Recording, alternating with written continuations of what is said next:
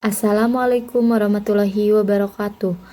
Kembali lagi di ANS Channel. Kali ini saya akan membahas mata kuliah Sistem Penunjang Keputusan mengenai analisis strategi pengembangan usaha kopi brewing menggunakan metode AHP, studi kasus 11 sana kopi di lokasi Cikampek. Kata pengantarnya, segala puji syukur dan kami panjatkan kepada Allah Subhanahu wa taala yang telah melimpahkan rahmat dan hidayahnya.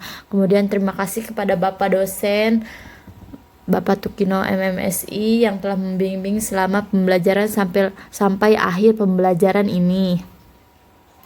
Latar belakang, sebelah sana kopi merupakan tempat untuk menikmati minuman dan berbagai macam jenis dengan manual brewing tanpa alat bantuan mesin. Tujuannya, satu, untuk mengetahui bauran pemasaran marketing mix yang telah diterapkan oleh sebelah sana kopi. Dua, mengidentifikasi dan menganalisis faktor-faktor lingkungan internal dan eksternal yang mempengaruhi strategi sebelah sana kopi. Tiga, menyusun dan merekomendasi alternatif strategi. Rumusan masalahnya, yang pertama, merumuskan strategi pemasaran sebelah sana kopi untuk melakukan identifikasi mengenai profil usaha, tujuan, serta visi misi, mengidentifikasi faktor-faktornya. Nah, kali ini saya akan membahas metode AHP-nya.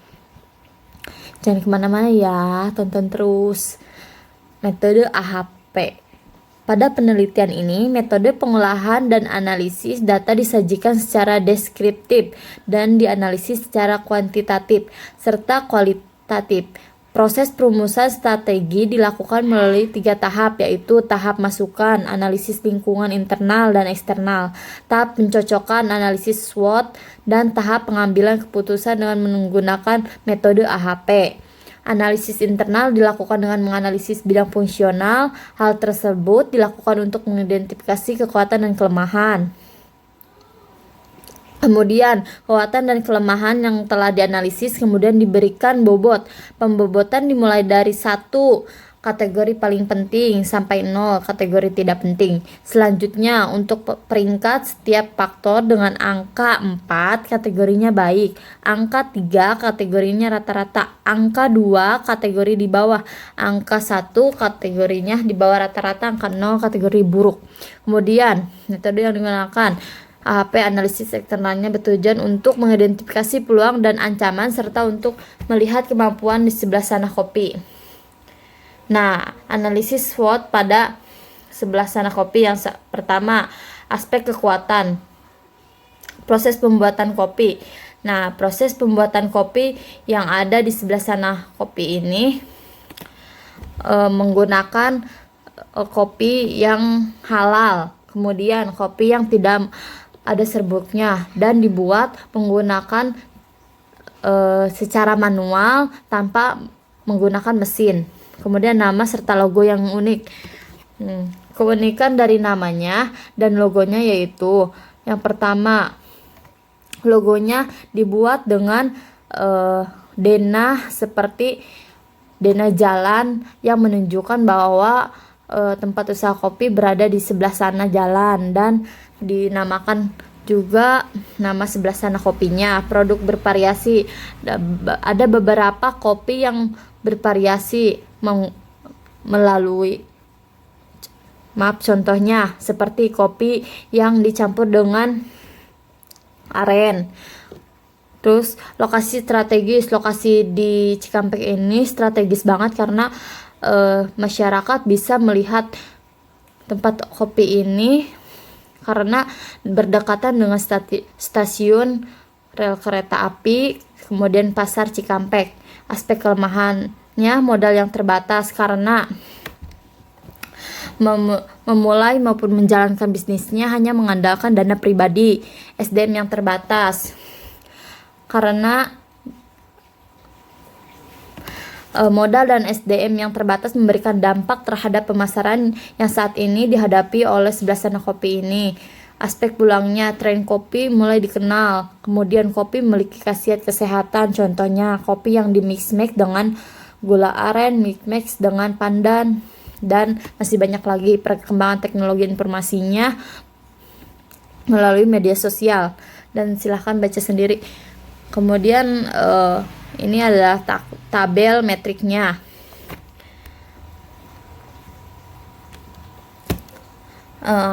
Hal ini dilakukan untuk mengidentifikasi kekuatan dan kelemahannya.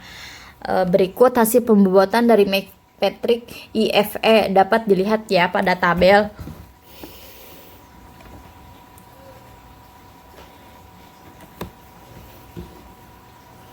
Nah, yang pertama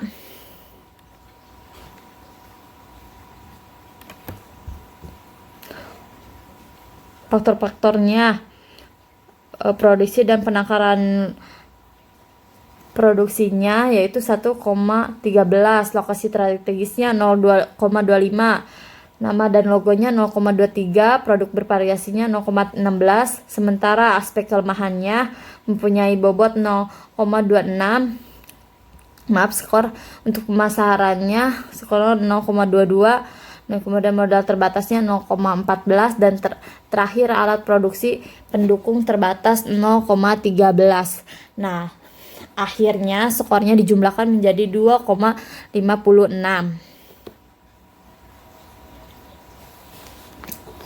Selanjutnya, analisis eksternal bertujuan untuk mengidentifikasi peluang dan ancaman serta untuk melihat kemampuan sebelah sana kopi untuk menghadapi perubahan lingkungan eksternalnya yang dianalisis menggunakan metrik IFE. Berikut tabel metriknya.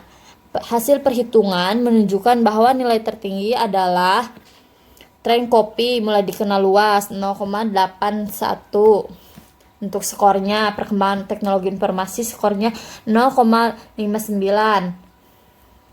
Kopi yang memiliki khasiat bagi kesehatannya skornya 0,56. Berdirinya Asosiasi Kopi Luwak 0,40. Dukungan dari pemerintah 0,40. Sementara untuk ancamannya mempunyai skor 0,21 dan diikuti produk kompetitor skornya 0,17. Nah, bisa dijumlahkan menjadi 3,14, dan ini yaitu tabel untuk metrik eksternal faktor evaluation. Selanjutnya, hasil pengolahan vertikal level tujuan. Pengolahan pada level tujuan ini menunjukkan tingkat pengaruh tujuan terhadap strategi pemasaran sebelah sana kopi dengan tujuan meningkatnya omset perusahaan dan mempunyai bobot 0,332 dengan prioritas 2. Ekspansi pasarnya mempunyai bobot 0,421 dengan prioritas 1. Meningkatnya loyalitas pelanggan mempunyai bobot 0,245 dengan prioritas. Kesimpulannya, bauran pemasaran pada sebelah sana kopi diantaranya adalah produk yang dihasilkan adalah kopi luwak yang berasal dari kopi Arabica. Dalam hal tempat, sebelah sana kopi memasarkan produknya melalui kopi shop. Kemudian dalam hal promosi, sebelah sana kopi telah melakukan aktivitas promosi diantaranya pameran, brosur, dan publisitas. Alternatif strategi pemasaran yang dapat dilakukan diantaranya penguatan SDM, pemasaran, dan strategi integrasi ke depannya. Apabila ada kata-kata yang kurang, silakan baca sendirinya. Terima kasih. Wassalamualaikum warahmatullahi wabarakatuh.